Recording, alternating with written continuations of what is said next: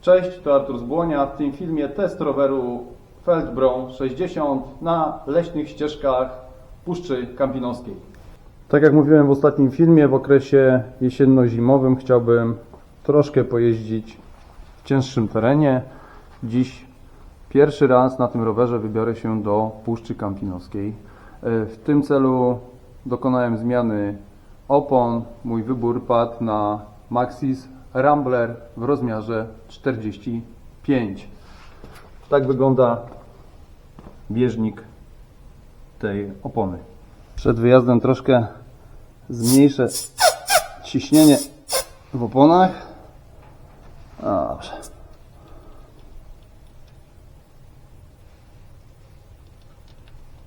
Także czas ruszać.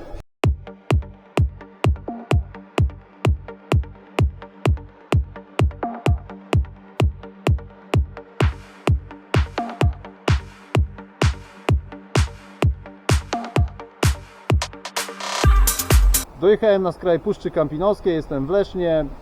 Z Błonia do Leszna jest 12,5 km.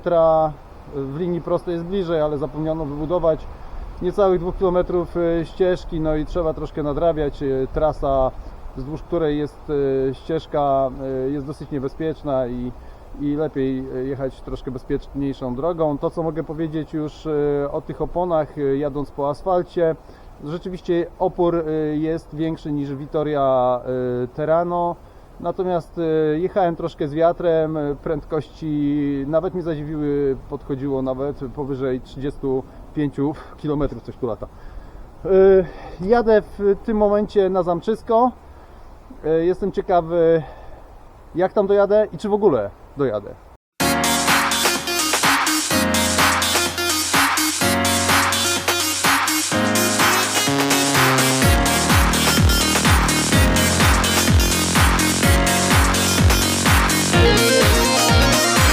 Dojechałem do miejscowości Łubiec, jestem w połowie drogi. Jechało się nawet dobrze. Generalnie mogę powiedzieć, że opony dawały radę. Jest dużo liści, ale jest też sucho. Były pewne króciutkie odcinki z piachem, no tam naprawdę trzeba było troszkę się wytężyć, ale też rower dał radę. Tak wyglądają opony, czyli bieżnik jest cały w piachu, ale ten bieżnik według mnie spełnia swoje zadanie, dobrze wchodzi i trzyma się podłoża.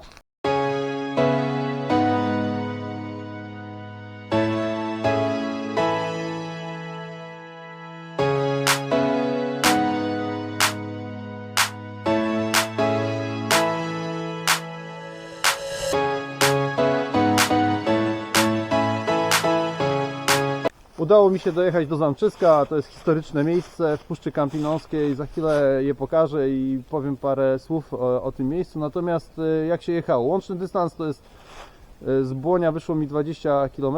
Tu jeżeli chodzi o jazdę tu od Łupca, no to starałem się jechać po szlaku rowerowym. Końcówka była troszkę po korzeniach, ale też dało się radę. Największym problemem chyba są odcinki z piachem. Tam po prostu nieraz trzeba się zatrzymać i odepchnąć nogą. Przez cały czas od wjazdu do puszczy kropi, także od czasu do czasu na ekranie pojawiają mi się kropki. To jest właśnie Zamczysko. Mówię, że jest to miejsce historyczne, dlatego że w tym miejscu w średniowieczu chowali się ludzie przed najazdami jadźwingów, którzy w XIII-XIV wieku dosyć często wyprawiali się na Mazowsze. To była ich, można powiedzieć, taka działalność gospodarcza, sposób na życie, obrobić sąsiadów, a później może gdzieś to spieniężyć, wymienić. Także widać, że to są pozostałości wałów Także jest to opisane. Obszar ochrony ścisłej Zamczysko.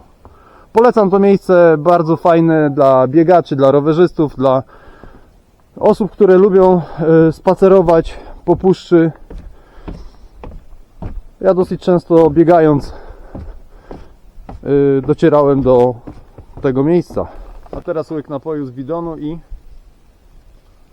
wracam do domu. Wróciłem do domu. Powrót był w deszczu i dość silnym wietrze, ale udało się przetestować rower. Opony Maxxis Rambler spełniają moje oczekiwania.